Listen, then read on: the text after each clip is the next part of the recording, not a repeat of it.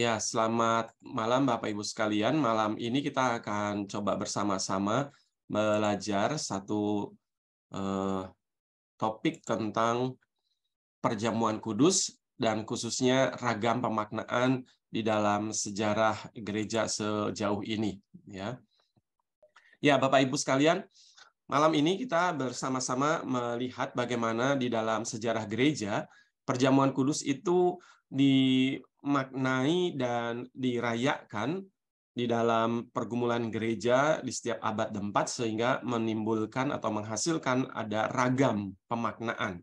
Ya. Nah, kita akan coba setidaknya kita akan melihat ada 4 ragam pemaknaan tentang perjamuan kudus. Ya. Saya coba awali dulu tentang bagaimana awal perjamuan kudus ini menjadi perayaan di dalam gereja. Kita tahu bagaimana perjamuan kudus ini adalah salah satu sakramen yang dirayakan oleh gereja Kristen. Ya, gereja Kristen dalam pengertian Katolik maupun Protestan. Pengajaran tentang perjamuan kudus didasarkan atas perintah Tuhan Yesus sendiri, sebagaimana kita ketahui di dalam Injil Matius, ya, Injil Markus, Injil Lukas, demikian juga dalam surat 1 Korintus. Ya. Perjamuan ini sendiri berasal dari perjamuan yang diadakan oleh Tuhan Yesus beserta murid-muridnya pada malam sebelum Yesus ditangkap untuk disalibkan. Saya minta tolong boleh satu orang bacakan buat kita di dalam 1 Korintus pasal 11 ayat 23. Boleh salah seorang mungkin bantu kita bacakan 1 Korintus pasal 11 ayat 23. 1 Korintus 11 ayat 23. Sebab apa yang telah kuteruskan kepadamu telah aku terima dari Tuhan, yaitu bahwa Tuhan Yesus pada malam waktu ia diserahkan mengambil roti. Lanjut ya, Pak. Iya, ya, sorry, lanjut ya. Dan sesudah itu ia mengucap syukur atasnya. Ia memecah-mecahkannya dan berkata, inilah tubuhku yang diserahkan bagi kamu. Perbuatlah ini menjadi peringatan akan aku. Baik, ya. Ini salah satu ayat ya yang untuk merimain kita tentang perintah Tuhan Yesus kepada murid-muridnya, kepada gereja untuk melaksanakan perjamuan. Nah, ketika Yesus mengambil roti, mecahkannya, serta membagikannya kepada murid-muridnya, Yesus berkata, inilah tubuhku yang diserahkan bagi kamu. Perbuatlah ini menjadi peringatan akan aku. Nah, saudara, nanti kita akan menemukan pemaknaan yang berbeda karena tekanan yang berbeda. Ada yang menekankan kepada inilah tubuhku. Lalu ada juga yang menekankan kepada menjadi peringatan akan aku. Ya, nanti kita akan lihat lebih detailnya. Lalu Yesus juga berkata, cawan ini adalah perjanjian baru yang dimeteraikan oleh darahku. Perbuatlah ini menjadi peringatan akan aku. Sekali lagi di sini muncul sebagaimana tadi mengatakan tentang roti, ya. Jadi perjamuan kudus menghadapkan diri kita kepada kematian Yesus dan kebangkitannya yang telah nyata, bahwa kematian Yesus telah menghasilkan keselamatan bagi yang mempercayai karyanya. Nah, di dalam sejarah gereja ada beragam pandangan dalam memaknai perjamuan kudus, baik mengenai makna perjamuan kudus maupun cara ya, perjamuan kudus atau ekaristi. Khususnya di dalam gereja Roma, di dalam sejarah secara kronologis, ya, gereja Roma. Lalu kemudian dalam perkembangan muncul perayaan perjamuan kudus di dalam gereja-gereja reformasi. Nah, awal beda pandangan ini muncul seiring munculnya gerakan reformasi. Namun akhirnya perbedaan ini tidak hanya ada dalam gereja Katolik, ya, dan dalam para pemimpin reformasi saja, tapi juga di dalam gereja reformasi sendiri. Ya, jadi bukan hanya dibandingkan dengan gereja Katolik, tapi dalam gereja reformasi sendiri pun muncul beragam pendapat tentang perjamuan kudus ini.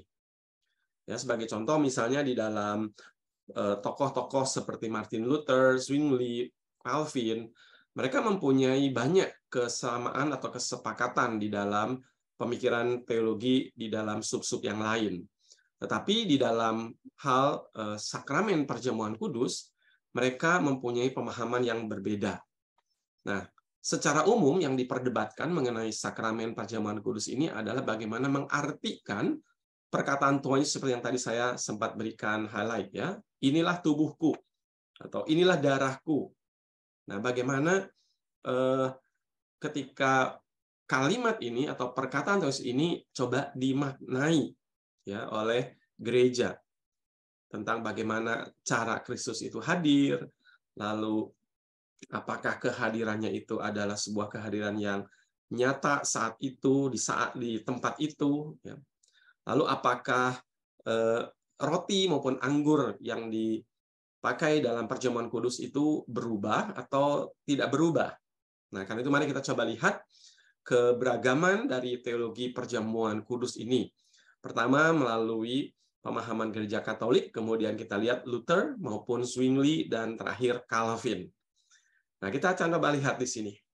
Menurut gereja Katolik Roma, ya, gereja Roma Katolik, Ekaristi adalah Yesus Kristus sendiri. Kenapa?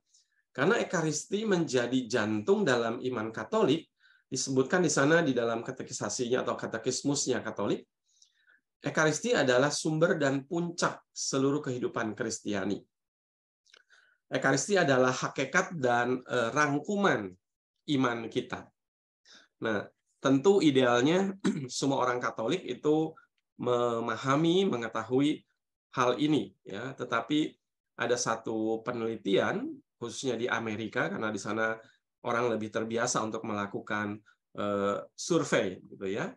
Jadi disebutkan di dalam survei itu, sebagaimana di sini dicatatkan, tentang bagaimana orang atau umat Katolik memahami perjamuan kudus. Nah, hal yang mungkin serupa juga ada ya di Indonesia. Jadi survei itu hanyalah sebuah gambaran umum. Disebutkan di situ bahwa banyak orang Katolik yang tidak tahu persis bahwa Yesus itu sungguh-sungguh hadir di dalam Ekaristi atau di dalam perjamuan kudus. Ya, jadi ini pemahaman Katolik bahwa Yesus itu sungguh-sungguh hadir ya di dalam roti maupun anggur perjamuan. Jadi dalam survei menunjukkan begini. Ada 30% orang Katolik atau umat Katolik yang sungguh-sungguh dan benar-benar menerima tubuh, darah, jiwa, dan kealahan atau keilahian Yesus Kristus di dalam rupa roti dan anggur perjamuan kudus. Ya, jadi roti dan anggur perjamuan itu adalah tubuh dan darah Kristus. Ada juga yang memahaminya sebesar 29% bahwa roti dan anggur itu hanyalah lambang dari tubuh dan darah Kristus. Ya, nanti ini mirip dengan Zwingli gitu ya. Lalu ada 10% percaya bahwa mereka menerima roti dan anggur di mana di dalamnya Yesus juga hadir. Lalu ada 24% mereka percaya menerima tubuh dan darah Kristus karena iman mereka sendiri mengatakan demikian. Jadi sebenarnya ini menunjukkan bahwa di dalam umat Katolik sendiri ada keberagaman di dalam pemahaman. Bisa mungkin karena keterbatasan mereka mempelajarinya, atau bahkan mungkin ada juga karena mereka dipengaruhi oleh kelompok-kelompok yang lain, sehingga tidak murni melulu sesuai dengan pemahaman Roma Katolik ya secara khusus begitu. Nah, kita akan coba lihat secara khusus tentang bagaimana gereja Katolik itu mengajarkan tentang Ekaristi atau tentang perjamuan kudus ya. Di situ dikatakan bahwa gereja Katolik pertama-tama mengajarkan tentang Ekaristi itu adalah sesuatu yang dilaksanakan karena jalur apostolik. Ya, jadi apostolic succession, ada suksesi ya, jalur apostolik. Gereja Katolik itu menerapkan apa yang telah menjadi tradisi suci gereja sejak awal, di mana mensyaratkan adanya sakramen imamat ya, untuk dapat menjadikan sakramen Ekaristi sebagai sakramen yang sah. Artinya, imam yang melaksanakan dan melayankan sakramen perjamuan kudus atau Ekaristi haruslah seorang imam yang sudah mendapatkan sakramen imamat. Jadi telah diteguhkan begitu ya sebagai imam, dan peneguhan itu pun adalah peneguhan dari uskup yang sah begitu ya, atau yang mempunyai jalur apostolik. Nah, di sini jelaskan. Artinya perkataan yang biasa dipakai ya ketika perjamuan kudus atau perkataan konsekrasi itu kalimatnya misalnya kata-kata atau doa dari Tuhan Yesus untuk merubah roti dan anggur menjadi tubuh dan darah Kristus, oleh kekuatan Roh Kudus itu harus disampaikan oleh imam, ya, yang ditahbiskan oleh uskup yang mempunyai jalur apostolik. Ya, sehingga ketika ditelusuri, imam ini dan di atasnya uskup ini adalah orang yang telah mendapatkan peneguhan, penahbisan yang berasal dari para rasul, ya. Dan karena itulah menjadi sah karena mendapat mandat dari Yesus sendiri. Nah, dalam hal ini Katolik mengajarkan bahwa Tuhan Yesus memberikannya kepada para murid, khususnya Petrus, lalu kemudian diteruskanlah kepada paus-paus berikutnya, dan paus-paus berikutnya meneruskannya kepada para uskup, para imam di masing-masing gereja, ya, di masing-masing tempat di mana umat Katolik melaksanakan Ekaristi. Nah, dengan demikian Gereja Katolik tidak dapat mengakui keabsahan Ekaristi dari gereja lain. Contoh misalnya gereja Anglikan di Inggris, ya, juga gereja Protestan yang dianggap kehilangan jalur apostolik, ya, karena Katolik menganggap jalur apostolik ini hanya diturunkan oleh Tuhan Yesus kepada Petrus dan melalui Petrus kepada para paus, ya. Nah, sementara gereja Protestan, gereja Anglikan, dan gereja-gereja lainnya itu tidak mengakui paus, sehingga dianggap mereka kehilangan jalur apostolik yang khususnya bagi Katolik itu ada pada jalur paus. Nah, karena itulah gereja Katolik tidak mengakui keabsahan sakramen Ekaristi dari gereja-gereja Anglikan ataupun gereja-gereja Protestan yang di luar Katolik pokoknya.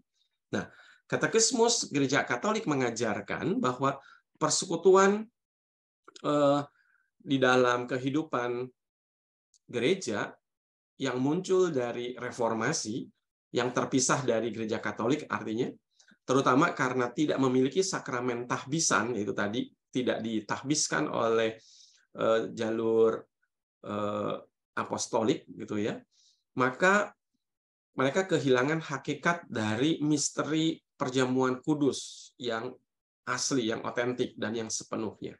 Ya, jadi ini menjadi sangat penting bagi Katolik berbicara mengenai Ekaristi. Ya. Karena alasan ini, maka bagi gereja Katolik tidak mungkin ada interkomuni Ekaristi dengan persekutuan-persekutuan ini. Ya. Jadi tidak diakui oleh gereja Katolik, maka tidak mungkin ada komuni bersama-sama, begitu ya. Selanjutnya kita lihat coba di dalam pemahaman tentang ajaran Ekaristi, di mana kehadiran Yesus Kristus itu dipahami oleh gereja Katolik sebagai kehadiran yang real dan substansial, gitu ya. Selama kira-kira 2000 tahun, gereja Katolik selalu mengajarkan bahwa Yesus Kristus sungguh hadir. Hadirnya itu real, nyata, dan substansial.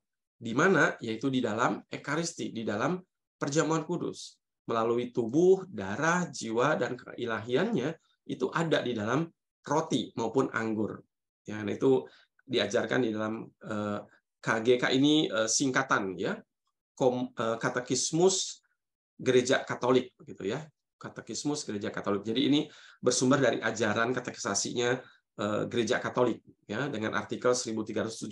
Di sana digambarkan atau dijelaskan dalam pengajaran bahwa Yesus itu hadir, ya, tubuh, darah, jiwa, keilahiannya itu di dalam roti dan anggur perjamuan kudus atau di dalam anggur roti Ekaristi. Kapan? Yaitu pada saat imam selesai mengucapkan doa konsekrasi. Ya. Inilah tubuhku, inilah darahku. Nah, maka secara rohani, begitu, secara ajaib, Tuhan itu mengubah roti dan anggur perjamuan menjadi tubuh dan darah Tuhan Yesus. Kejadian inilah yang disebut sebagai transubstansiasi. Jadi sebuah proses perubahan substansi. Yang tadinya itu adalah roti dan anggur, berubah substansinya menjadi tubuh dan darah Kristus. Ya, sekali lagi ini dicatatkan dan dijelaskan di dalam artikel berikutnya, Katekismus Gereja Katolik di nomor 1376. Maka yang terjadi adalah hanyalah rupanya memang roti dan anggur, tapi substansinya itu sudah menjadi tubuh dan darah Tuhan. ya. Jadi substansi roti dan anggurnya sudah lenyap, berubah transubstansi, ya, diganti dengan kehadiran tubuh dan darah Yesus. Nah, pada konsili keempat di Lateran itu tahun 1215, ajaran transubstansi ini disahkan menjadi dogma gereja Katolik. Lalu kemudian ajaran ini dikembangkan oleh tokoh Katolik Thomas Aquinas. Lalu di Konsili Trent tahun 1545 sampai 63 juga diteguhkan dan dikuatkan ajaran transubstansiasi ini sebagai jawaban gereja Roma Katolik atas reformasi, ya, yang berkembang pada abad ke-16 itu. Jadi dikuatkan lagi, diteguhkan lagi dalam konsili ini untuk menjawab, merespon gerakan reformasi yang waktu itu muncul. Nah, konsili ini dengan kuat mempertahankan baik ajaran maupun terminologi. Ya, istilah transubstansiasi ini dipakai, ditetapkan. Oleh penyucian atas roti dan anggur, suatu perubahan, ya, transubstansi terjadi atas seluruh substansi dari roti itu menjadi substansi tubuh Kristus, dan keseluruhan substansi anggur itu menjadi darah Kristus. Nah, jadi saudara, di sini kita lihat bagi teman-teman kita Katolik, mereka memahami pada waktu melaksanakan Ekaristi, sakramen perjamuan kudus, Yesus itu hadir seutuhnya di dalam roti. Bahkan sampai di partikel yang terkecil dalam setiap tetes anggur. Dan ketika pemecahan roti itu bukan berarti pemecahan Kristus, sebab kehadiran Kristus itu utuh, ya, tidak berubah, tidak berkurang dalam setiap bagiannya.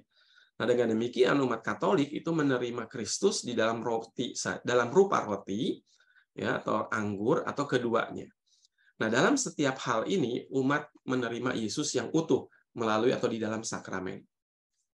Karena Yesus itu dipandang sungguh-sungguh hadir dalam sakramen, maka umat itu memberi hormat, ya, di depan tabernakel. Jadi di gereja Katolik.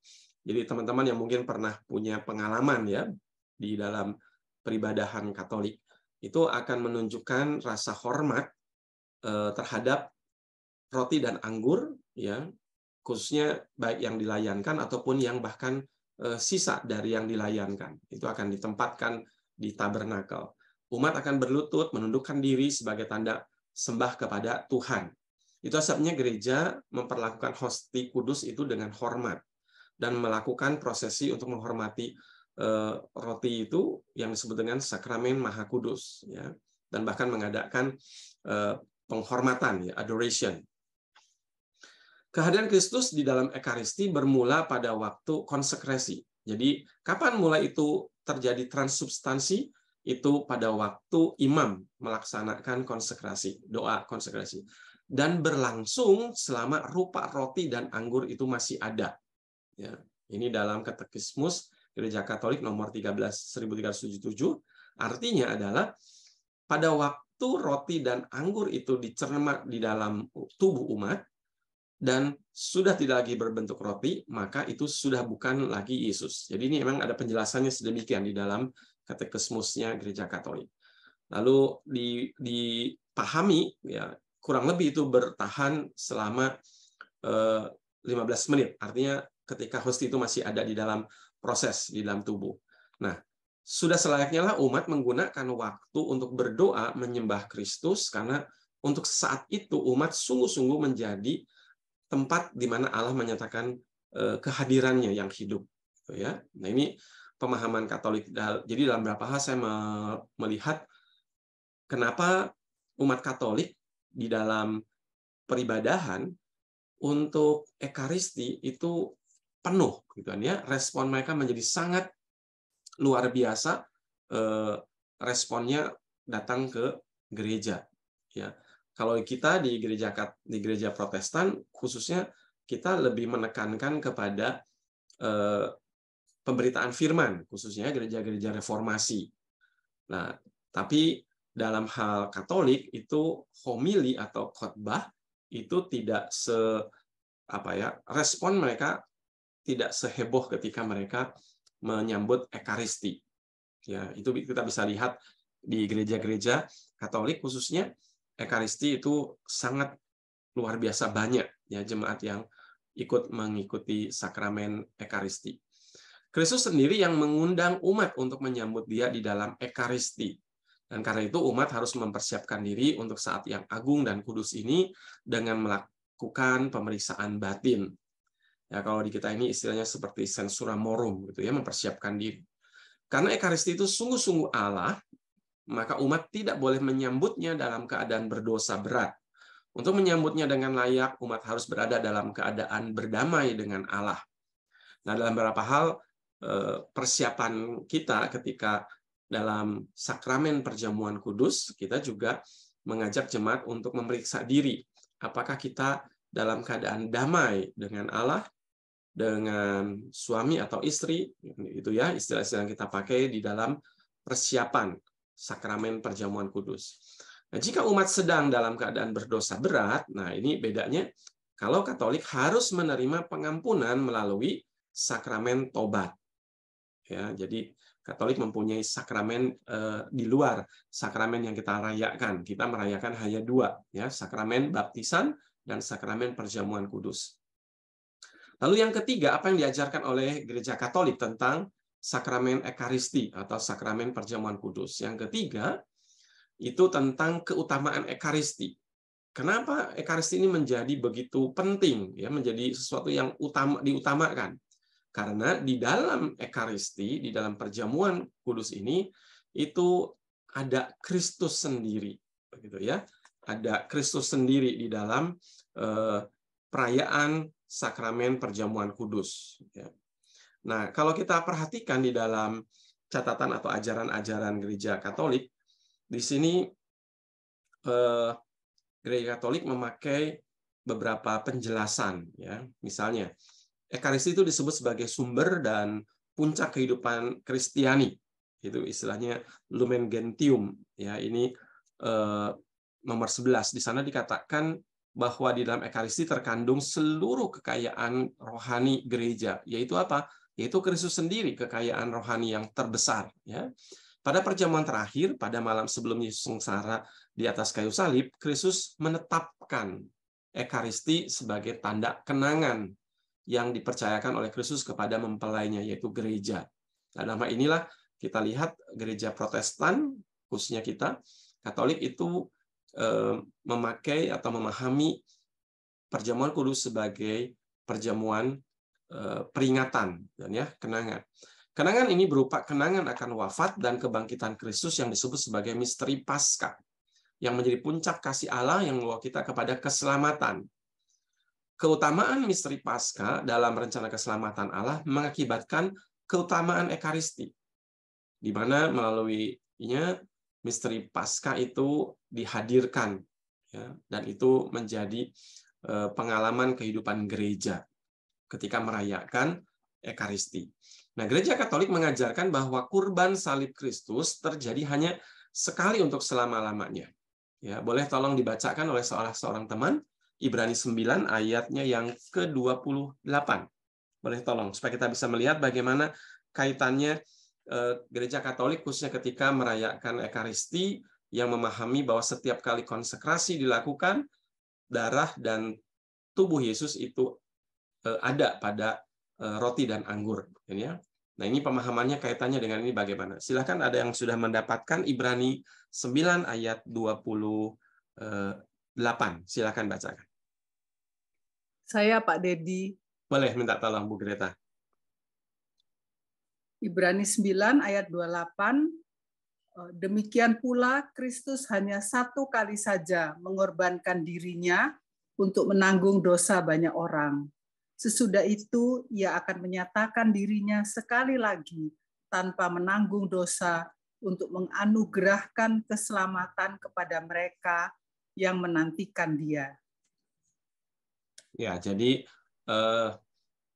sekalipun tadi kita di awal memahami Gereja Katolik memaknai roti dan anggur ketika dilakukan doa konsekrasi itu berubah menjadi tubuh dan darah Kristus. Tapi sekali lagi di dalam pemahaman ya bukan berarti berkali-kali begitu ya. Yesus harus mengorbankan diri. Disebutkan di dalam pemahaman Katekismus Gereja Katolik di nomor 1366 dikatakan bahwa Kristus tidak disalibkan kembali di setiap misa kudus. tetapi kurban yang satu dan sama itu dihadirkan kembali oleh kuasa Roh Kudus. Nah, hal itu dimungkinkan karena apa? Yesus yang mengorbankan diri adalah Tuhan yang tidak terbatas oleh waktu dan kematian. Kristus telah mengalahkan maut, karenanya misteri Paskahnya tidak hanya terbenam sebagai peristiwa masa lalu, tetapi dapat dihadirkan di masa sekarang. Jadi ini adalah penjelasan katekismus Gereja Katolik ya, ketika memahami kaitan tentang Yesus berkorban di kayu salib itu satu kali untuk selama-lamanya, tetapi dalam peringatan Yesus itu hadir bisa dalam setiap kali misa kudus, itu lebih karena Yesus adalah Tuhan yang tidak terbatas oleh waktu dan kematian. Ya, nah di sini ini pemahaman Gereja Katolik. Nah, karena bagi Tuhan segala waktu adalah saat ini, present. Jadi bukan soal itu masa lalu, ya, tapi semua waktu itu adalah Tuhan ada, Tuhan itu hadir. Sehingga masa lampau maupun yang akan datang itu terjadi sebagai saat ini. Dan kejadian misteri Paskah sebagai saat ini, itulah yang dihadirkan kembali di dalam Ekaristi. Dengan cara yang berbeda, yaitu secara sakramental, ya, sakramen, sesuatu tanda yang dikuduskan. Gitu. Karena itulah disebutnya misa kudus. Dengan demikian, Ekaristi menjadi kenangan hidup akan misteri Paskah dan akan segala karya agung yang telah dilakukan oleh Tuhan kepada umatnya. Sekaligus itu harapan nyata untuk perjamuan surgawi di kehidupan yang kekal.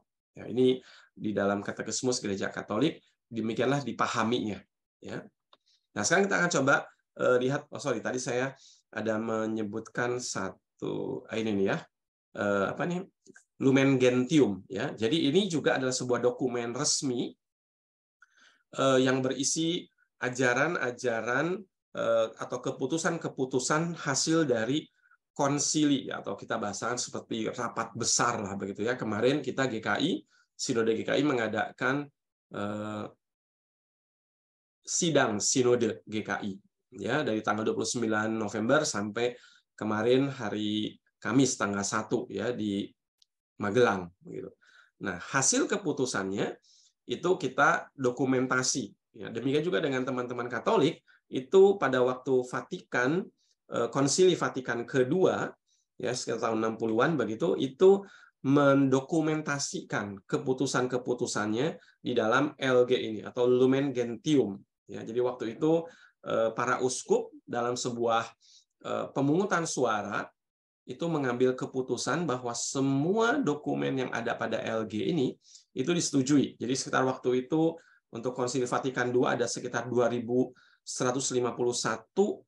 uskup dibandingkan 5 ya yang tidak setuju. Jadi lebih banyak yang setuju atas apa yang menjadi keputusan dan ajaran Gereja Katolik. Ya, termasuk salah satunya adalah tentang Ekaristi ini.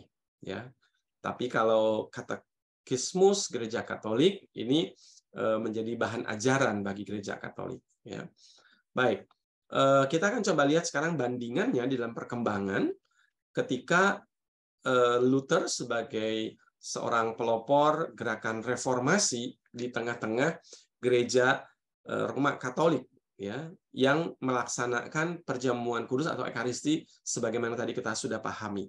Nah, bagaimana Luther memberikan tanggapan, ya, bagaimana Luther ingin melakukan reformasi terhadap ajaran dan cara teologi Gereja Roma Katolik waktu itu. Nah, salah satu yang ditolak oleh para reformator dalam pembaruan ajaran gereja adalah konsep Gereja Katolik tentang doktrin transubstansiasi. Dapat dikatakan bahwa Luther adalah orang pertama yang menentang ajaran transubstansiasi. Ada banyak tulisan pemikiran Luther yang menguraikan tentang perjamuan kudus ini. Dimulai dari maksud perjamuan kudus, Luther mengartikan perjamuan kudus bertolak dari kata-kata penetapan, yaitu sebagai firman Allah, peraturan, dan perintahnya. Nah, perjamuan kudus ditentukan oleh Kristus sendiri, bukan hasil pikiran manusia. Jadi perjamuan kudus adalah tubuh dan darah yang benar dari Kristus, yaitu tubuh dan darah yang diberikan kepada kita anggota-anggota jemaat di dalam dan di bawah roti dan anggur untuk dimakan dan diminum menurut firman dan penetapan Kristus. Nah, firman itulah yang membuat perjamuan kudus menjadi perjamuan kudus. Dan firmanlah yang membedakannya. Supaya perjamuan kudus bukanlah sekedar roti atau anggur biasa, melainkan itu adalah tubuh dan darah Kristus. Ini untuk menolak kepercayaan gereja Katolik yang menganggap bahwa sakramen memiliki posisi yang tinggi, bahkan dapat membawa keselamatan dibanding firman.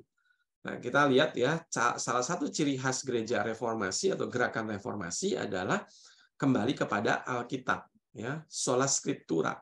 Jadi ketika gereja Katolik itu sudah mempunyai doktrin tentang transubstansiasi, maka gerakan reformasi melalui Alkitab, atau dalam hal ini dikatakan melalui firman, itu coba kembali memaknai sebetulnya apa itu roti dan anggur perjamuan kudus. Ya, nah, bagi reformasi khususnya Martin Luther dikatakan bahwa itu adalah roti dan anggur, tetapi menjadi kudus dan berbeda itu karena firman yang menjadikannya berbeda. Ya.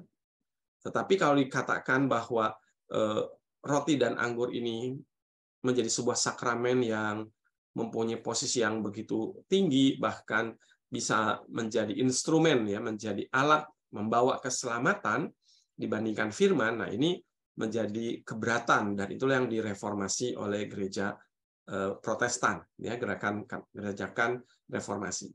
Untuk merayakan perjamuan kudus, menurut Luther harus memperhatikan dua hal, yaitu ada penyesalan, itu betul ya, sama sebenarnya tobat, lalu juga percaya, dan menekankan persekutuan atau kesatuan orang percaya.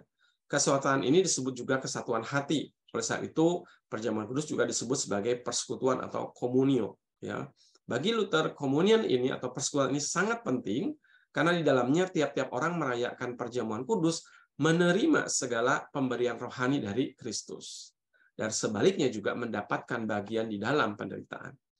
Mengenai kehadiran Kristus dalam perjamuan kudus, Luther percaya berdasarkan perkataan Yesus dalam kata-kata penetapan. Ya. Maka kita menerima, artinya kita percaya bahwa roti dan anggur di sini adalah benar-benar tubuh dan darah Kristus. Luther menolak ajaran tentang transubstansiasi gereja Katolik. Tetapi ia tidak menolak kehadiran tubuh dan darah Kristus di dalam, ya, di dalam roti dan anggur, bukan menjadi roti dan anggur. Nah, ajaran Luther inilah yang disebut dengan konsubstansiasi. Ya, jadi kon ini sama-sama, substansinya ada bersama-sama dengan roti dan anggur. Jadi roti anggurnya tidak berubah menjadi tubuh dan darah, misalnya seperti ajaran Katolik transubstansiasi. Tetapi Luther memahami tubuh dan darah Kristus itu mendiami, ya, atau di dalam roti dan anggur, sehingga ada dua zat, ada dua substansi yang bersama-sama terkandung di dalam roti dan anggur. Karena itulah disebutnya dengan doktrin konsubstansiasi. Itu yang ada pada gereja Lutheran. Untuk memperjelas hubungan antara tubuh dan darah Kristus pada satu pihak dan roti dan anggur pada satu pihak lain, ia atau Luther memakai kiasan. Misalnya dia mengatakan seperti api dan besi itu adalah dua substansi yang berbeda. Ya. Ada api, ada besi. Tapi kalau besi itu diletakkan di dalam api, maka kedua substansi itu bercampur baur begitu rupa, ya, bersama-sama, sehingga tiap-tiap bagian adalah besi dan api. Ini sebagai sebuah gambaran untuk menunjukkan konsubstansiasi. Jadi Luther ini percaya bahwa roti dalam perjamuan kudus adalah benar-benar roti, dan anggur itu juga adalah benar-benar anggur. Dalam suatu cara yang tersembunyi, tubuh dan darah Kristus dalam perjamuan kudus itu berada di dalam roti dan anggur. Jadi memang di sini ada unsur misterinya, ya, ada unsur keajaiban. Luther mengatakan bahwa dia percaya bukan saja tubuh Kristus berada di dalam roti dan anggur, tapi juga bahwa roti dan anggur adalah tubuh dan darah Kristus. Luther mengatakan memang secara rasional mungkin keadaan tubuh dan darah Kristus dalam perjamuan kudus tidak dapat dipahami. Ya, jadi secara rasio mungkin pemahaman kita terbatas. Sungguh pun demikian, keadaan Kristus itu tetap harus dipercayai, harus diimani. Nah, bagi Luther, kata-kata penetapan perjamuan kudus adalah kata-kata kehidupan. Ini dianggap sebagai kata-kata yang paling utama dari seluruh Injil. Bahkan lebih penting dari perjamuan kudus itu sendiri. Luther bahkan berkata, kata-kata penetapan harus dipercayai. Kata-kata itu menyelamatkan. Itu sebabnya ia menolak interpretasi atau tafsir yang mengatakan bahwa ucapan Yesus, inilah dagingku, berarti ini menandai dagingku. Ya, artinya bagi Luther, ketika Yesus mengatakan inilah adalah dagingku, harus dipercayai sedemikian. Hanya pemahamannya tidak seperti Katolik yang transubstansi, ya, yang berubah, rotinya menjadi daging, darahnya menjadi air anggur, itu Katolik. Tapi kalau Luther, ketika kata-kata pengantar ini dikatakan inilah dagingku, Luther memahami di dalam roti ini ada daging Kristus, ada tubuh Kristus. Pada anggur ada darah Kristus. Nah, sementara Zwingli yang nanti akan kita pelajari setelah ini, bagi Zwingli ini menandai dagingku. Jadi roti ini adalah perlambang, ya. Darah atau anggur ini adalah menandai darahku atau menjadi simbol, ya. Nah, itu bedanya Luther dan nanti Zwingli. Luther menolak kepercayaan dan yang menekankan bahwa perjamuan kudus dirayakan bukan karena Allah membutuhkannya, tapi kitalah yang membutuhkannya. Ya. Perjamuan kudus adalah karunia Allah untuk kita. Oleh sebab itu, perjamuan kudus harus diterima dengan percaya dan merayakannya dengan cara yang benar. Ya, karena itulah ganti istilah atau pemahaman pekerjaan yang dilakukan, Luther menggunakan pekerjaan yang dilakukan oleh dia yang percaya. Ya. Jadi Luther menekankan percaya. Luther juga menentang gereja Katolik bahwa anggota gereja atau jemaat yang merayakan perjamuan kudus harus menerima baik roti maupun anggur sesuai dengan perintah Yesus, ya, di dalam Matius tadi. Darah Kristus dicurahkan juga untuk anggota-anggota jemaat, karena itu gereja tidak berhak melarang mereka minum anggur perjamuan. Saya dulu sempat mengikuti waktu di gereja Katolik, melihat bagaimana umat itu menerima roti, ya, hosti, tapi tidak menerima anggur perjamuan. Nah, sehingga bagi Luther, misa bukanlah pekerjaan, bukanlah korban seperti yang dipercaya gereja Katolik. Perjamuan kudus baginya bukanlah suatu sacrifice, ya, bukan sebuah korban, melainkan testamentum, ya, ini sebuah perjanjian, gitu, ya. Bahkan Luther menolak ajaran gereja Katolik yang menganggap misa sebagai suatu pekerjaan yang baik yang menghasilkan pahala. Ya, maka perjamuan kudus adalah anugerah. Jadi Katolik memang memahami perjamuan kudus itu adalah suatu pekerjaan yang baik yang dilakukan untuk mendatangkan berkat atau pahala. Tapi kita lebih memahami itu adalah anugerah Tuhan, ya. Perjamuan kudus adalah janji tentang pengampunan dosa yang dikokohkan oleh kematian Anak Allah. Oleh sebab itu, janji ini harus diteruskan dan dibagikan kepada orang-orang percaya lainnya. Itu sebabnya Luther sangat menekankan iman atau percaya. Karena perjamuan kudus adalah suatu janji, maka itu hanya dapat diterima dengan percaya. Janji ini didengar dari firman yang diucapkan melalui kata-kata penetapan dalam perjamuan kudus. Seperti kata-kata, inilah tubuhku yang diserahkan bagi kamu, perbuatan ini menjadi peringatan akan aku. Ya, atau juga dikatakan, cawan ini adalah perjanjian baru yang dimeteraikan oleh darahku, perbuatan ini menjadi peringatan akan aku. Ya, itu semua adalah kata-kata penetapan yang mengungkapkan janji, ya. Karena itulah kita menurut Luther perlu percaya. Respon yang penting itu adalah iman pada waktu melaksanakan atau merayakan sakramen perjamuan kudus. Jadi bagi Luther, hanya oleh percaya atau sola fide yang kita kenal, ya, kita dapat pergi atau menerima undangan Tuhan mengikuti perjamuan kudus. Karena kalau tidak percaya, ini menjadi sesuatu yang tidak mendatangkan anugerah atau berkat bagi kita, sebetulnya, gitu, ya. Menurut Luther, dalam perjamuan kudus, Allah tidak saja memberikan suatu jaminan atau suatu tanda, Tapi lebih dari itu, Allah memberikan karunia-Nya sendiri, yaitu karunia yang dijamin dan ditandai dalam perjamuan kudus. Ini diberikan untuk menjadi makanan setiap hari, agar supaya iman dapat pulih kembali dan menjadi kuat. Dari sini muncul pertanyaan, apakah roti dan anggur dapat mengampuni dosa dan menguatkan iman? Maka Luther menjawab bahwa pengampunan dosa pada satu pihak hanya terkandung dalam firman Tuhan. Ya. Tetapi pada pihak lain, pengampunan dosa juga terikat pada tubuh dan darah Kristus yang dilayankan dalam perjamuan kudus. Ya. Jadi di satu sisi kita meyakini bahwa melalui firman Tuhan Allah menyatakan ya pembaharuan, pengampunan begitu. Ya. Tapi juga terikat di dalam sakramen perjamuan kudus, karena sakramen ya sebuah tanda yang dikuduskan, yang dikhususkan, dan itu untuk mengingatkan orang akan janji pengampunan dan pembaharuan.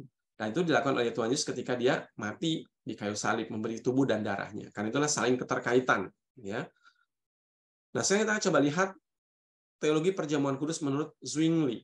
Nah, kita gereja-gereja Protestan sebagian besar dalam memahami perjamuan kudus, kita banyak yang menganut pemahaman dari Zwingli tentang roti dan anggur perjamuan kudus itu adalah simbol begitu ya, menjadi tanda untuk peringatan tentang pengorbanan Kristus yang memberikan tubuh dan darahnya. Ya, kita lebih menekankan kepada ini adalah perjamuan kudus itu adalah perjamuan peringatan ya, mengingat kepada Kristus, sehingga roti dan anggur itu menjadi sebuah lambang atau simbol tentang apa yang Yesus lakukan, ya, memberikan tubuh dan darahnya di dalam kematiannya. Nah, saudara, di sini kita lihat Zwingli itu tidak setuju dengan pengertian sakramen yang dijelaskan oleh Luther. Jadi ada perbedaan ya, Zwingli dengan Luther. Menurut Zwingli, sakramen bukanlah sesuatu yang suci, yang membebaskan hati nurani manusia dari dosa. Ya. Jadi Zwingli tidak memahami sakramen itu mempunyai sebuah kuasa begitu ya, yang disucikan, dikhususkan sedemikian rupa pada dirinya, ya, sehingga bisa membebaskan manusia dari dosa. Zwingli tidak meyakini hal yang semacam itu. Zwingli mengingatkan bahwa manusia ketika melaksanakan perjamuan kudus atau mengikuti sakramen, bagi Zwingli sakramen itu adalah jaminan. Sakramen itu adalah janji, sakramen itu adalah sumpah. Sakramen tidak pernah mempunyai arti yang mengandung sesuatu yang suci atau sakral. Sakramen lebih banyak mengandung arti kewajiban. Siapa yang menerima sakramen mewajibkan dirinya untuk melayani. Nah, bagi Zwingli, perjamuan kudus itu adalah peringatan, perjamuan peringatan. Anamnesis istilahnya. Yang gembira dan ada ungkapan syukur atas segala pemberian yang Allah berikan kepada kita melalui Kristus. Nah, bagian Alkitab yang Zwingli gunakan sebagai dasar dari ajarannya itu adalah Yohanes pasal 6. Ya.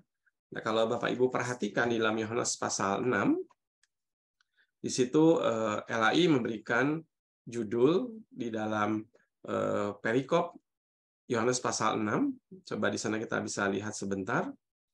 Ya. Di situ Yesus memberi makan 5.000 orang. Ya.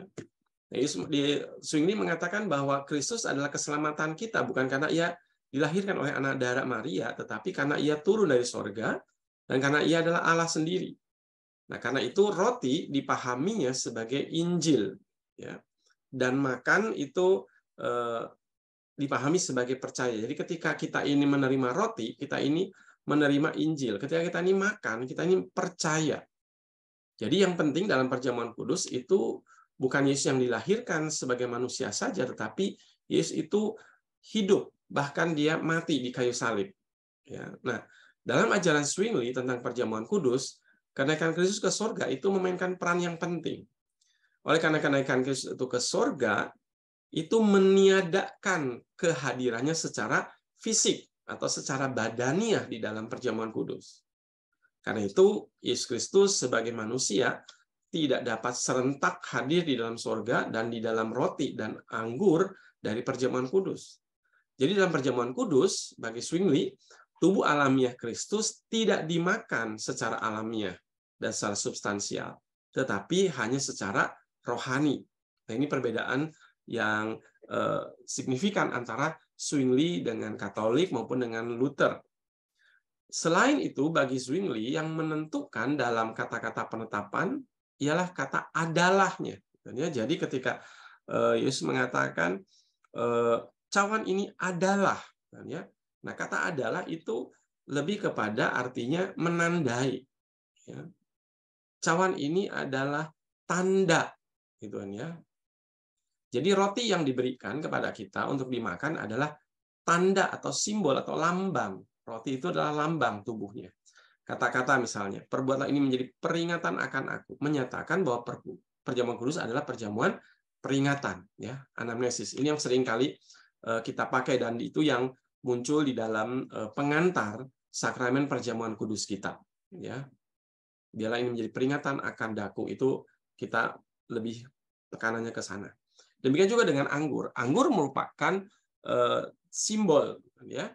Dengan demikian, dengan pengertian yang simbolik seperti ini, Zwingli ingin mengatakan bahwa keselamatan kita tidak diperoleh dari roti, tetapi hanya dari korban Kristus. Nah, ini saudara mungkin nanti kita juga bisa sedikit banyak melihat tentang pemahaman rekan-rekan kita dari gereja-gereja lain yang kadang memaknai perjamuan kudus, khususnya roti maupun anggur, itu mempunyai kuasa, gitu ya, pada dirinya, mempunyai sesuatu pengertian-pengertian yang bersifat bahkan klinik, begitu ya, seolah-olah ada kekuatan di dalamnya. Nah, di sini kita perlu coba melihat bagaimana Zwingli itu memberikan sebuah penekanan yang berbeda, gitu ya, dibandingkan dengan pemahaman-pemahaman yang tadi yang saya sempat sebutkan. Jadi roti yang diberikan ini bagi kita itu adalah simbol, ya. Zwingli berpendapat bahwa maksud dari perjamuan kudus adalah supaya jelas bagi orang-orang Kristen bahwa mereka adalah anggota tubuh Kristus, dan bahwa sebagai anggota tubuh Kristus mereka saling berhubungan sebagai saudara. Berkaitan dengan gereja, bagi Zwingli sakramen perjamuan kudus berfungsi sebagai suatu elemen yang konstitutif dari gereja, yaitu gereja sebagai sebuah realitas yang kelihatan, ya, jadi sebuah keberadaan yang bisa dilihat. Nah, itulah sebabnya ini menjadi penting bagi gereja. Satu hal yang penting lagi dalam ajaran Zwingli tentang perjamuan kudus adalah pengucapan syukur yang mendapat tempat yang sentral. Sebagai jawaban atas pekerjaan Kristus, jemaat bersyukur. Hal ini sebenarnya menunjukkan usaha Zwingli untuk mengadakan pengalihan dari misa gereja Katolik, ya, kepada gereja perjamuan kudus yang reformatoris, ya. Nah, transubstansiasi sebenarnya tidak terjadi pada roti dan anggur, tetapi pada jemaat. Nah, ini menarik sekali ya pemikiran dari Zwingli. Yang mengalami perubahan, yang mengalami begitu ya, substansinya itu bukan roti dan anggur perjamuan, tetapi umat ketika mereka mengingat kembali karya Yesus yang mati memberikan tubuh dan darahnya. Jemaatlah yang mengalami transubstansiasi. Inilah salah satu kekayaan gereja-gereja reformasi, ya, khususnya kita memahami perjamuan kudus sebagai simbol atau lambang, ya, roti dan anggur itu sebagai perjamuan peringatan. Nah, ini salah satu yang harus kita ingat. Pada waktu kita makan dan minum roti anggur, perjamuan yang berubah itu bukan roti dan anggur. Yang berubah itu adalah jemaat, yaitu kita. Ya, tubuh Kristus adalah jemaat. Zwingli memahami ini ya, praesentia realis, kehadiran Kristus yang sesungguhnya, yang nyata, bukan pada roti dan anggur, tetapi di dalam orang-orang percaya secara keseluruhan. Yaitu siapa? Orang-orang yang percaya, yang makan roti dan minum anggur. Ini luar biasa ya pemahaman dari Zwingli. Jadi, melakukan perjamuan kudus menyatakan kita adalah anggota gereja sebagai tubuh Kristus. Sehingga sebagai orang yang mengambil bagian dalam perjamuan kudus sebagai bagian dari tubuh Kristus, maka seorang diwajibkan untuk hidup menurut kehendak Tuhan dan untuk hidup sama seperti apa yang telah dibuat oleh Kristus. Jadi orang ini mengalami transubstansiasi, ya, mengalami perubahan. Kalau ia tidak berbuat demikian, maka ia memisahkan dirinya dari gereja dan dari orang Kristen lain. Ya. Disinilah disiplin gerejawi menjadi perintah penting. Secara singkat, Zwingli menjelaskan bahwa dalam perjamuan kudus, roti dan anggur adalah kiasan, simbol. Ya. Tapi perjamuannya sendiri itu tidak. Ya. Pengampunan dosa terjadi oleh kematian Kristus, bukan oleh peringatan ini. Jika kita sebagai orang percaya merayakan perjamuan kudus untuk memperingati Kristus, maka kita memberitakan kematiannya sampai ia datang kembali. Yaitu perkataan-perkataan di dalam persiapan, ya, perjamuan kudus. Itu berarti kita merayakan dengan gembira, dengan puji-pujian. Itu sebabnya perayaan ini disebut dengan Ekaristi, ya, atau pengucapan syukur. Hanya memang istilah Ekaristi lebih sering dipakai oleh teman-teman kita dari Gereja Katolik. Ya, tapi sebetulnya pemaknaannya adalah seperti itu, ya. Perjamuan kudus seharusnya itu menjadi sebuah perayaan pengucapan syukur. Nah, dalam beberapa hal sebetulnya kita juga ada sebuah pemikiran yang pernah dan akhirnya dijalankan. Misalnya perjamuan kudus itu tidak selalu dilaksanakan pada hari Jumat Agung, ya, di mana tekanannya adalah kepada kematian Tuhan Yesus, ya, penuh dengan penderitaan, kesengsaraan, sehingga suasana kita menjadi begitu muram, misalnya, kan, penuh dengan suasana yang sangat sepi, begitu, ya. Nah, tapi juga perjamuan kudus bisa dirayakan pada hari Paskah, ketika kita menyambut kebangkitan Kristus dengan kegembiraan, dengan puji-pujian, penuh dengan kemenangan, ya, penuh dengan rasa syukur karena Kristus yang mati itu adalah Kristus yang bangkit, yang hidup, ya. Sehingga makan roti dan minum anggurnya bukan pada peristiwa Yesus di malam terakhir sebelum penderitaan di kayu salib, tetapi setelah Yesus bangkit ketika makan bersama dengan murid-muridnya di Emmaus, misalnya. Yaitu konteksnya dan pemaknaannya menjadi lebih kaya, begitu, ya. Bukan hanya Yesus yang mati, tetapi kita juga mengingat dan merayakan Yesus yang bangkit, yang mengajak murid-muridnya untuk makan dan minum bersama-sama. Nah, jadi di sini kekayaannya bisa kita rayakan sebetulnya. Dapat dilihat bahwa Zwingli ini mengartikan perkataan Kristus secara figuratif, bahwa roti dan anggur bukanlah tubuh dan darah Kristus sesungguhnya, ya, seperti yang dipahami oleh teman-teman Katolik. Namun roti dan anggur adalah simbol dari pengorbanan Kristus yang memberikan tubuh darahnya. Allah sendiri tidak hadir secara fisik pada roti atau di dalam roti dan anggur. Justru dengan logika pembalikan, Zwingli yakin bahwa perayaan Ekaristi merupakan peringatan akan ketidakhadiran Kristus secara fisik, karena memang roti dan anggurnya tidak berubah menjadi tubuh darah Kristus, juga tidak ada di dalam roti dan anggur, ya. Melainkan Kristus itu mengatakan, perbuatlah ini sebagai peringatan akan aku. Maka secara implisit, Kristus justru mau mengatakan bahwa ketika dia sudah tidak lagi hadir secara fisik, maka orang beriman wajib memperingatinya secara Ekaristi. Ya, karena itulah perjamuan kudus versi Zwingli itu adalah perjamuan kudus peringatan. Ya, dan itulah yang sering dan menjadi perayaan di kita, di GKI. Luther dan Zwingli tidak dapat sepakat mengenai arti dari ungkapan-ungkapan seperti ini, kata-kata pengantar, ya, inilah tubuhku, di mana Luther menafsirnya secara harafiah. Ya, Luther mengatakan memang di dalam roti ini ada tubuh Kristus. Tapi kalau Zwingli mengatakan itu metaforis, yaitu adalah lambang, simbol. Roti itu simbol dari tubuh Yesus. Lalu istilah di sebelah kanan Allah. Nah, kedua belah pihak nyata-nyata tidak konsisten. Kenapa? Karena Luther menafsir itu secara metaforis, ya, bahwa di sebelah kanan itu artinya tangan kanan, orang kepercayaan, begitu ya. Tapi Zwingli mengartikannya harafiah. Yesus betul-betul di sebelah kanan, begitu. Nah, perbedaan pandangan antara Zwingli dan Luther ya dalam beberapa hal memang besar ya, jauh banyak misalnya. Dan itu membuat keduanya itu di dalam masa mereka waktu itu saling menulis surat ya dan mempertanyakan.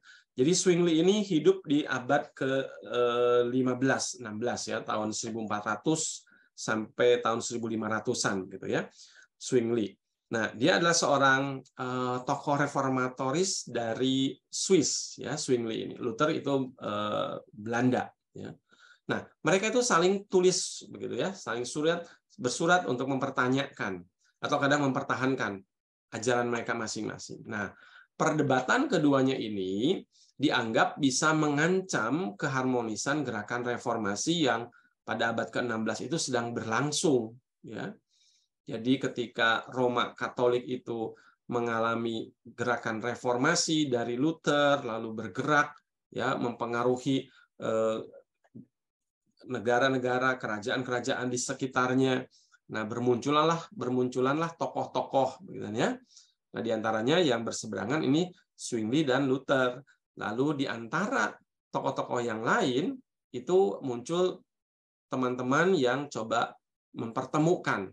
Ya, misalnya ada Philip dari Hesse itu mempertemukan dua tokoh itu, dan juga ada tokoh-tokoh lain ya, Martin Bucer, Melanchthon, lalu juga Esualo Lampadius. Mereka mencoba membuat perundingan ya antara Zwingli dan Luther. Lalu muncullah percakapan Marburg ya.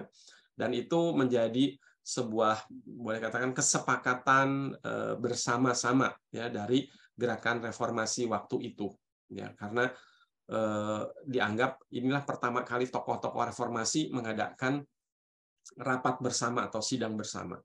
Setelah beberapa minggu berdebat, kedua reformator besar itu menyepakati banyak hal ya tentang doktrin Trinitas ya, sepakat bahwa Allah Bapa, Anak, Roh Kudus, lalu Yesus Kristus itu berinkarnasi menjadi daging ya, sifat atau karakter Allah, lalu kemanusiaan Kristus, ada dosa asal, lalu doktrin pembenaran karena iman. Ini menjadi salah satu penting ya, perihal penting, ajaran penting dari gereja reformasi misalnya.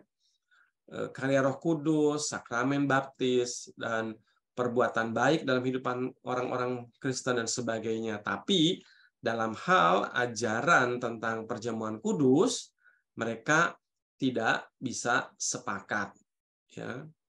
Jadi sekalipun dalam beberapa hal bagian perjamuan kudus mereka ada juga kesepakatan, misalnya bahwa roti dan anggur harus diberikan kepada jemaat, bukan hanya sekedar rotinya saja.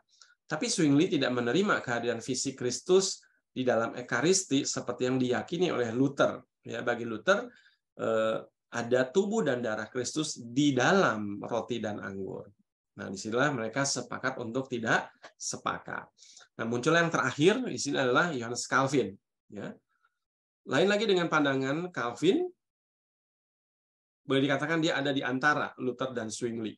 Ya, di mana Calvin mendefinisikan sakramen itu dalam salah satu bukunya yang terkenal ya, Institutio, disebutkan bahwa sakramen ini adalah sesuatu yang menguatkan iman. Ya. Nah, dalam penjelasannya Calvin memakai Yohanes pasal 6 tadi membahas tentang roti hidup. Nah, gambaran yang diambil oleh Calvin seperti roti yang kita makan memberi energi bagi kehidupan kita. Demikian juga roti hidup yang kita terima dalam perjamuan kudus memberi kekuatan rohani di dalam perjalanan iman kita. Ya, jadi roti hidup yang ketika Yesus mengatakan akulah roti hidup, ketika manusia Kristen itu memakan melalui perjamuan kudus, seperti roti memberikan kekuatan buat kehidupan, memberi energi buat kehidupan. Begitu pula ketika kita merayakan perjamuan kudus, itu menguatkan iman. Ya, Calvin juga menekankan keterkaitan perjamuan kudus dengan firman. Sekali lagi, karena ini adalah gerakan reformasi yang waktu itu lebih mementingkan dan kembali kepada firman Tuhan Alkitab, maka dalam pelaksanaan perjamuan kudus, dalam pemaknaan perjamuan kudus, ini kembali penekanan yang penting juga kepada firman Tuhan. Gereja Roma Katolik lebih menekankan sakramen ketimbang firman, ya. Lebih menekankan kepada ekaristi misalnya dibandingkan dengan homili. Dan nah, kita di gereja Protestan khotbah ya atau pemberitaan firman itu menjadi penting. Salah satu contohnya Bapak Ibu perhatikan penataan dalam ruang-ruang ibadah gereja Katolik, di tengah itu sentral itu adalah meja perjamuan ya untuk sakramen, di situ diletakkannya. Tapi kalau gereja Protestan yang di sentral ditempatkan di tengah itu justru adalah mimbar untuk pemberitaan firman Alkitab gitu ya. Nah, sehingga kalau kita lihat di dalam Roma Katolik yang menekankan sakramen ya, sehingga kelihatanlah penekanannya menjadi berbeda ketika terjadi reformasi. Calvin menekankan kepada firman ya. Sakramen bagi Katolik itu sudah cukup ya untuk membawa keselamatan. Tapi bagi gereja reformasi justru firmanlah itu menjadi alat ya, menjadi instrumen untuk menyatakan kasih karunia Allah. Bahkan mempertanyakan perjamuan kudus atau sakramen di dalam pertumbuhan iman Kristen. Nah, bagi Calvin menekankan keterkaitan keduanya. Firman tidak dapat dilepaskan dari sakramen, sebaliknya sakramen tidak dapat dilaksanakan kalau itu terlepas dari firman. Sebabnya sakramen meneguhkan janji dalam hati kita untuk memperkuat iman kita. Jadi kita mendapatkan janji dari firman tetapi diteguhkan melalui sakramen. Menurut Calvin, sakramen dan janji Allah itu erat hubungannya. Sakramen itulah tanda yang ditetapkan oleh Allah untuk memeteraikan janjinya kepada kita. Ya, jadi harus ada penetapan, dan sakramen perjamuan kudus adalah salah satu yang ditetapkan oleh Tuhan Yesus. Selain baptiskanlah mereka. Jadi dua sakramen yang kita rayakan. Baptisan dan perjamuan. Sakramen adalah appendix, tambahan dari janji. Allah sudah berikan janjinya melalui firman. Nah, ia diberikan kepada kita, ya, sakramen diberikan kepada kita untuk menguatkan iman kita yang lemah. Dan penguatan itu dilakukan oleh Roh Kudus. Jadi pemikiran yang penting tentang sakramen bagi Calvin adalah itu tanda, itu adalah meterai yang menguatkan, yang mengokohkan. Itulah tanda dan meterai yang menjamin dan memberikan kesaksian. Ya. Nah, dibanding dengan firman, sakramen adalah tambahannya, appendix-nya. Lebih dari itu, bagi Calvin, sakramen itu bukan saja tanda dan meterai yang kognitif, ya, yang pengetahuan, tetapi lebih dari itu. Dalam sakramen, anugerah Allah bukan hanya ditandai dan dilukiskan, tapi juga diberikan kepada. Ya, jadi saudara, kita lanjutkan bahwa Calvin menekankan kepada gereja Katolik bahwa kehadiran Kristus ini bukanlah sekedar kehadiran fisik atau badania, tetapi kehadiran oleh Roh Kudus. Kristus tidak dapat dikurung di dalam sakramen. Nah, sama seperti Zwingli, Calvin menolak kehadiran Kristus secara fisik dalam perjamuan kudus, namun Calvin tidak mau penolakan itu dibawa kepada anggapan simbolis yang kosong, ya, bukan hanya sekedar simbolis seperti Zwingli. Karena itu dengan kuat Calvin menekankan kehadiran Kristus oleh Roh Kudus, dan kehadiran itu adalah kehadiran yang sungguh-sungguh. Nah, sama seperti Luther, Calvin mengajar bahwa Kristus benar-benar hadir dalam perjamuan kudus. Melalui roti dan anggur dalam perjamuan kudus, Kristus sungguh-sungguh hadir. Sekalipun demikian, kita tidak bisa mengatakan bahwa roti itu adalah tubuh Kristus. Namun Calvin tidak menerima pandangan kehadiran fisik dari Kristus seperti versi atau pemikiran Luther.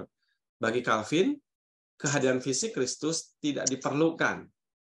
Namun juga bukan berarti kehadiran Kristus cuma sekedar simbol seperti Zwingli. Calvin menekankan bahwa tubuh Kristus ada di sorga, di sebelah kanan Allah Bapa. Maksud Calvin adalah bahwa dalam perjamuan kudus, Kristus tidak turun dari sorga dan datang kepada kita di bumi, tetapi Yesus tetap hadir oleh Roh Kudus. Nah, kehadirannya oleh Roh Kudus ini bukanlah sesuatu yang pasif, tetapi aktif. Kehadiran sebagai suatu perbuatan anugerah, di mana Kristus memberi dirinya sehingga menjadi satu dengan, sementara kita menjadi satu dengan Dia. Nah, oleh sebab itu ajaran Calvin mengenai kehadiran Kristus dalam perjamuan kudus adalah ajaran yang seluruhnya bersifat pneumatologis. Jadi penekanan karya Roh Kudusnya itu di dalam ajaran perjamuan kudusnya Calvin itu mendapatkan tempat yang lebih, gitu ya. Nah, dalam ajarannya Calvin sangat kuat menekankan pekerjaan Roh Kudus. Karena tanpa pekerjaan Roh Kudus, sakramen menjadi sia-sia saja dan tidak mempunyai arti. Sebaliknya, oleh pekerjaan Roh Kudus, sakramen dipenuhi dengan kekuatan sehingga kita yang menerimanya dimungkinkan mendapat bagian dalam Kristus yang adalah substansi dari sakramen. Nah, dengan demikian fungsi sakramen ialah memperlihatkan Kristus dan lebih daripada itu ia memberikannya kepada kita. Nah, karena itulah menurut Calvin keadaan Kristus tidak bersifat mestinya bersifat non fisik. Jadi kehadiran fisiknya tidak diperlukan. Ya, Kristus ada di sorga, gitu ya. Tetapi melalui atau oleh Roh Kudus hadir di dalam persekutuan kita ketika menikmati makan roti dan anggur perjamuan. Nah, Calvin menggunakan analogi untuk sign, tanda, dan yang ditandai, gitu ya. Dengan menggunakan istilah kristologis, Calvin mengatakan bahwa setiap tanda dan yang ditandai itu sesuatu yang berbeda, tapi tidak dapat dipisahkan. Kehadiran Kristus bukan bersifat fisik, ya, tubuh Kristus sendiri tetap di surga, ya, setelah kebangkitan dan kenaikan. Nah, dengan konsep ini Calvin menolak, ya, doktrin yang mengatakan bahwa tubuh Kristus itu bisa hadir di mana-mana pada satu tempat, pada satu saat, begitu ya. Nah, konsep tubuh yang demikian inilah yang dianggap mustahil bagi Calvin. Jadi Calvin nama ini berbeda dengan pandangan Roma Katolik, ya, di mana melalui hosti dan anggur tubuh dan darah Kristus itu hadir, ya, mengalami transubstansiasi. Nah, Calvin menolak itu. Nah, bagi Calvin, bila kita mengambil bagian dalam perjamuan kudus secara benar, kita akan bertumbuh dalam kerohanian kita. Yaitu tadi, karena perjamuan kudus atau sakramen itu menguatkan iman kita. Ya. Perjamuan kudus adalah makanan rohani bagi jiwa kita. Makanan rohani ini akan menumbuhkan iman kita dan mendorong kita untuk lebih lagi hidup kudus, menjadi semakin serupa dengan Kristus. Sehingga ketika seorang mengikuti perjamuan kudus dengan benar, maka akan ada perubahan dalam kerohaniannya. Kalau dalam bahasanya Zwingli itu, yang mengalami transubstansiasi itu bukan roti dan anggur, tetapi orang yang mengikuti perjamuan kudusnya. Di sini ada kemiripannya, ya, Calvin dengan Zwingli. Hanya mereka berbedanya pada substansi roti dan anggur. Ya. Kalau bagi Zwingli, roti dan anggur itu lebih kepada simbolik, ya, sebagai lambang. Lalu kalau bagi Calvin, bukan sekedar lambang yang kosong, karena sebetulnya Kristus hadir oleh Roh Kudus, ya, secara rohani, bukan secara fisik sebagaimana Katolik yang transubstansiasi. Itu perbandingannya. Nah, yang penting bagi kita sekarang adalah ketika mencoba memahami, ya, berbagai tradisi, berbagai pemaknaan perjamuan kudus tadi itu, satu dari Gereja Katolik, ya, lalu Luther, lalu Zwingli dari Swiss, lalu Calvin, gitu ya. Nah, yang penting diingat bagi kita dalam perjamuan kudus adalah Kristus, bukan hanya memberikan kepada kita pemberian-pemberiannya, tetapi pertama-tamanya Dia sendiri, ya, dan dengan dirinya sendiri Ia juga memberikan kepada kita pengampunan dosa, pendamaian, hidup, bahkan kegembiraan. Ya. Menerima perjamuan kudus ialah menerima Kristus sendiri. Ia bukan saja adalah isi, makna, dan kekuatan dari perjamuan kudus, ia juga adalah pemberi. Dengan demikian, ini disebut dengan ekaristi, yaitu apa? Pengucapan syukur, ya, sebagai suatu tanda kegembiraan. Bukan saja karena segala sesuatu yang telah Kristus kerjakan untuk kita oleh kesengsaraan, kematian, dan kebangkitannya, tapi juga karena keselamatan yang sekarang Ia juga berikan kepada kita di dalam perjamuan kudus, dan karena keyakinan dan pengharapan akan apa yang Ia janjikan kepada kita menjelang hari di mana kita akan merayakan perjamuan kudus bersama-sama dengan Dia dalam kerajaan Bapa-Nya. Baik, itu ya Bapak Ibu yang saya coba ingin bagikan tentang pemahaman, pemaknaan perjamuan kudus yang secara historis sudah dipahami dan dihidupi oleh gereja-gereja pada masa kini. Ya, dan nanti di dalam pertemuan-pertemuan berikut akan diajak untuk melihat pergumulan dan harapan bagaimana kita memaknai dan menghidupi perjamuan kudus ke depan.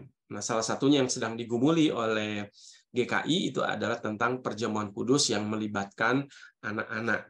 Ya. Baik, tapi untuk yang diskusi tentang perjamuan kudus yang melibatkan anak-anak ditunda dulu, karena itu nanti akan dibahas di dalam karya teologi di pertemuan-pertemuan yang berikutnya. Ya, baik, kita akan coba bersama-sama belajar dan melihat dari apa yang tadi sudah kita bagikan.